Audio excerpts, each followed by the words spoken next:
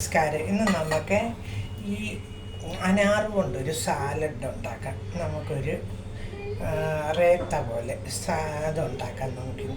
അപ്പോൾ അതിന് വേണ്ടിയ സാധനമൊക്കെ ഞാനൊന്നിടാം. ആദ്യം നമുക്ക് ഇച്ചിരി തൈര്, ഞാനിവിടെ ഒഴിച്ച നല്ല കട്ട തൈര്. അപ്പം തൈര് ആദ്യം എടുത്തു.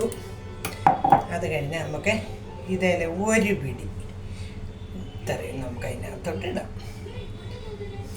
ഇത് എന്നിട്ട് ബാക്കി നമുക്ക് ഇങ്ങനൊന്ന് ഇളക്കാം. എന്നിട്ട് നമുക്ക് ഇച്ചിരി കാലാനമക്ക്, ഏതിനും ഇവിടെ ഞാൻ കാലാനമക്കാണ് ഇടുന്നത്. അപ്പം ഈ സലാഡിനൊക്കെ കാലാനമക്കാണ് ഏറ്റവും നല്ലത്. അപ്പം നമ്മൾ അതിന് ഉറയൊഴിച്ച തൈര്, അപ്പം അതെല്ലാം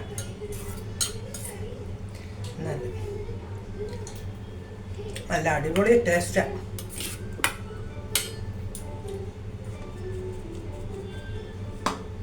അപ്പം ഈ കാലാനമക്കിൻ്റെ കൂടെ അപ്പം ഇന്ന് എനിക്ക് ഉള്ള ഉച്ചക്കലത്തെ ആഹാരമൊക്കെ, ഞാൻ ഉച്ചയ്ക്ക് കഴിക്കുന്ന ആഹാരം നമുക്ക് 3 റൊട്ടി ഞാൻ ഉണ്ടാക്കിയിട്ടുണ്ട്. പിന്നെ രാവിലത്തെ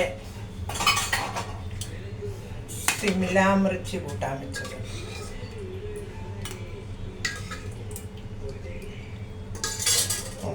പിന്നെ നമ്മളിപ്പോൾ ഉണ്ടാക്കിയ രേത്തയും, നമ്മളിപ്പം രേത്ത ഉണ്ടാക്കിയല്ലേ. അപ്പം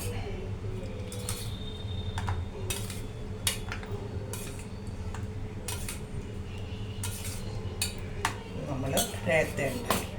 അപ്പം എൻ്റെ ഉച്ചക്കലത്തെ ഒരു ആഹാരമാണ് ഇത്രയും ആഹാരം. അപ്പം നിങ്ങളെല്ലാവരും ഇതുണ്ടാക്കി നോക്കുക. നല്ല അടിപൊളി രേത്തയായിരിക്കും. നിങ്ങൾ എനിക്ക് ലൈക്കും കമൻറ്റും സബ്സ്ക്രൈബും ഒക്കെ ചെയ്യും. Okay, by.